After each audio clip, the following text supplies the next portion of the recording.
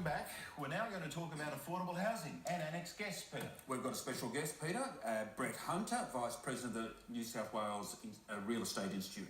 Brett, and a flashy drink, flashy dresser too. Look at that blue tie. Yeah, the Liberal blues. Ties, yeah. Very impressive. Brett, housing affordability has again become centrepiece of the budget tomorrow. We know that. Thankfully. It looked as if it had slipped away when the government found it too hard, but from the comments of the Treasurer and Minister for Finance yesterday, we now know that there are going to be initiatives in the budget. Why don't we hear from them very briefly? The price of anything is a function of supply and demand, and when demand exceeds supply, prices go up. When supply increases, like when supply exceeds demand, prices will go down. Now, there are, of course, elements of public policy that will have an impact on these sorts of dynamics, and we've made that point many times, and you will find out in the budget on Tuesday night the policy work that the government has done on how we believe we can best put downward pressure on housing affordability. Now we'll hear the Treasurer as well, because he made a few comments in relation to that. So it's worth hearing the Treasurer next as well. The approach we'll be taking in the budget is comprehensive. It will work with states and territories. It will address everything from the needs of those who don't even have a roof over their head to those who are trying to buy one to put over their head. And it'll even deal with those who later in life are looking to change their own housing arrangements. So you need a comprehensive plan. You can't solve housing affordability, but you can do things which reduce the pressure. And I think Australians expect governments to do that. Well, Brett, the Treasurer, and supported by the Minister for Finance, have raised the high jump bar against themselves. Do you think they can deliver? Let me comment on whether or not they can deliver, but more on how necessary it is. We'll see tomorrow night what they're doing to deliver, and certainly they've got a good hurdle, and hopefully they'll get there. The affordability is certainly a problem, and while I'll agree that the challenge needs to be met, I don't know that it can't be solved. I think there are measures that they can put in to certainly solve it, but I also agree that it needs to be a holistic, coordinated approach through the tri-levels of government, right across the nation. They can't do this by cherry-picking the easy wins, by getting the ones where the votes are not going to be hurt too much. This needs to be a full... All right. Well, full strategy. Yeah, a full strategy. Would you agree, though, with a salary sacrifice by young people if they put it aside like superannuation, they get a government credit, they can save up for their first home?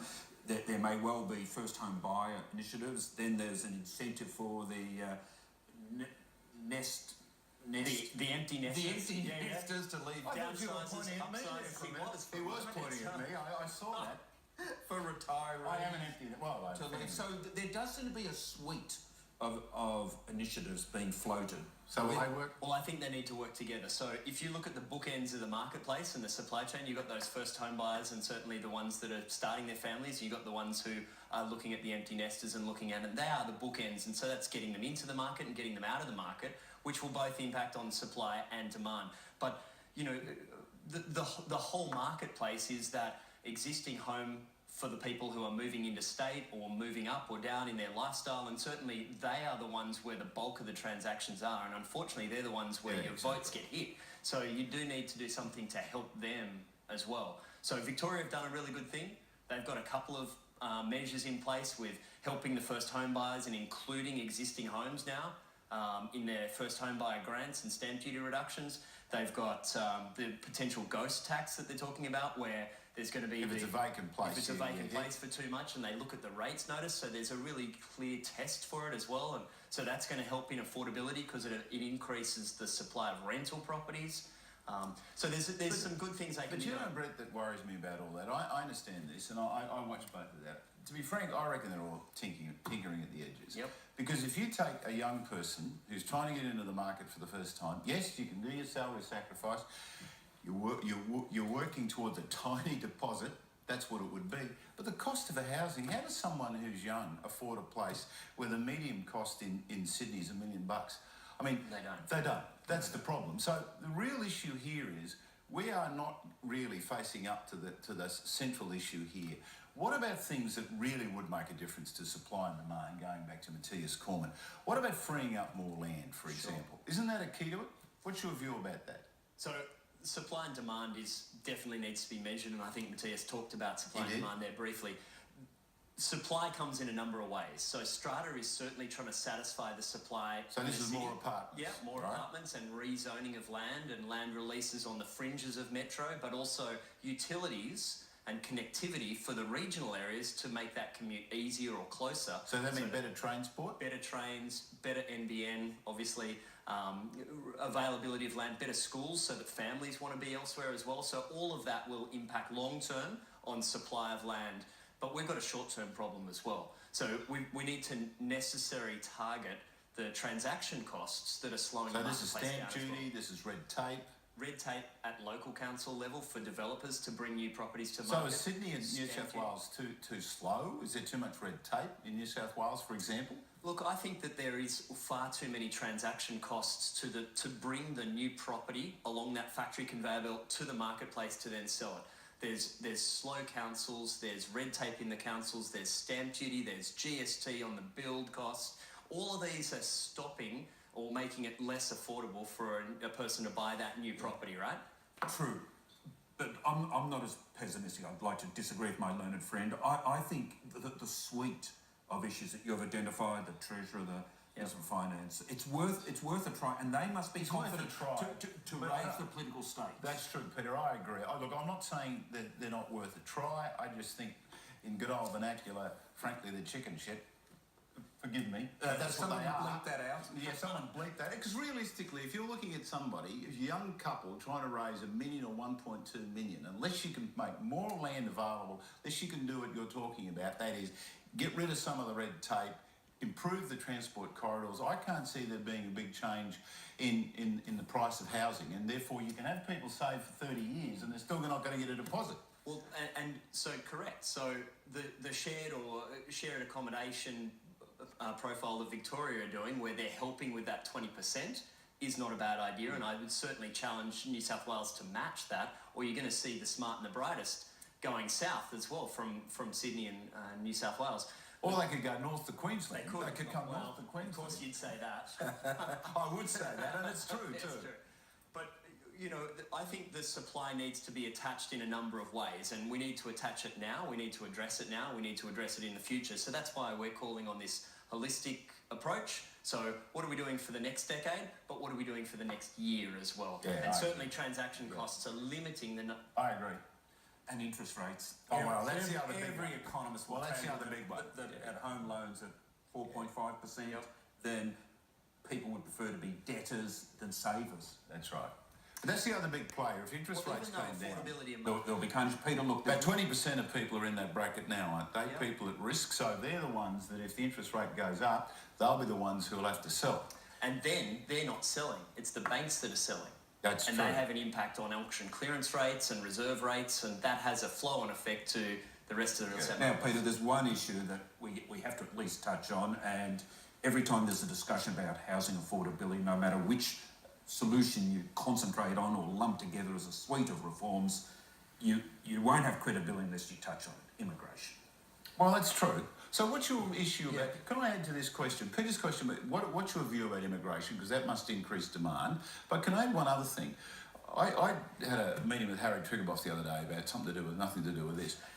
And he obviously relies a lot on Chinese investment and elsewhere buying his properties. Is Sydney such a global city now that, in fact, the prices are partly determined by the amount of money coming from China and elsewhere? I would think you'd be a fool to say that there's not an impact on the marketplace from the international buyer. Absolutely. And we've all seen that locally on a Saturday at the auctions as well as elsewhere. And certainly in our own area, we've seen it bidding at auction, and I've sold to Chinese internationals as well. So, yeah, we've definitely seen it. Yes, it has an impact on the next price that the neighbour wants to get because they've seen that extra money come in. I think that the demographics of the immigration is making us continually more multicultural, and we certainly need to be sensitive of that. But that's the future. That's the global economy. True, we shouldn't be saying that, we can be isolated. True, Ben. That's the argument, all right. But the fact is, Sydney's had to absorb 300,000 immigrants in the last 5 years. Now, That has to increase. That's a stretch on utilities as much as anything else, and that's where I think the state governments need to work together. Is it feeding into increased costs of purchasing houses and apartments in Sydney, in your view? Oh, absolutely. Supply and demand. I mean, if the demand is up, and it is, more than ever, so, you know, the numbers that we've seen from RP Data and CoreLogic and RealInsights.com.au, they've all told us about the number of properties going down, the demand going up year on year, to the point where the numbers in front of me now, just in the Greater Sydney area, for the last 3 years, there's been a 33% decrease in the number of sales, but a 24% increase in the price. What does that mean? Well, it means that supply is not meeting demand. Not enough stock, either. And, most interestingly, because we're pre-budget, stamp duty collected on those sales is better on a higher transaction volume than a higher priced volume. So what we want, the state government should also be looking for, how do we make the property market more liquid? Because that'll increase their revenue. Brett, we've only got a couple of minutes left. From the Real Estate Institute of New South Wales' point of view, if you had a magic wand, and we know they don't exist, what would you want to see happen to make housing more affordable in New South Wales? Let's just talk about New South Wales a bit. Victoria, you've said they're doing things. Sure. What about here? Well, I think that the challenge for New South Wales is to try and match what Victoria have done, but match it using the median prices in areas in New South Wales, because our median prices are higher. So if you would just take the model for Victoria, it's still going to underperform. So you would need to take the concept and apply it to New South Wales. That'd be the first thing. Second thing is I would look at the supply and say, okay, we need to address it from a transactional volume and an inhibitor to the transaction, which is definitely all the stamp duty and the associated costs. So there needs to be tax reform in stamp duty. And then I would look at long term, and I would look to strata, zoning, planning, utilities and land releases, so that in a decade we're not sitting here having the same So you need conversation. the three levels of government. And you need a comprehensive plan, and really what the feds are doing is one small part over here, because they don't control some of these things, to be fair to the feds. Sure. So you've got the small part over here that they've got, we need the state to do this, and we need to have a lot more land released. But thankfully, our Premier is saying that housing affordability is the preeminent issue that the state is facing, and so wanting to work on that. And her budget's the Premier Gladys Berejiklian we're talking about. Sorry, her budget is June 20, and she has foreshadowed her own measures. So things are happening, Mr. Beattie. Maybe we should get the Premier in here, and after that we should get you back to see what you think of the measures. At the same time. Well, we will. We'll have you back to talk about whether these measures work in New South Wales. Indeed. Thank you. I remain cynical. My optimistic friend very here. optimistic. At the end of it, I want to see some real change in housing prices, That and I would be think good. we're tinkering in the edges. Brett, thanks, mate. We appreciate Thanks, your guys. time. We'll be back in a minute. Don't go away. We'll be talking about Anglicare and what needs to be done to help those in the community less well off than the rest of us.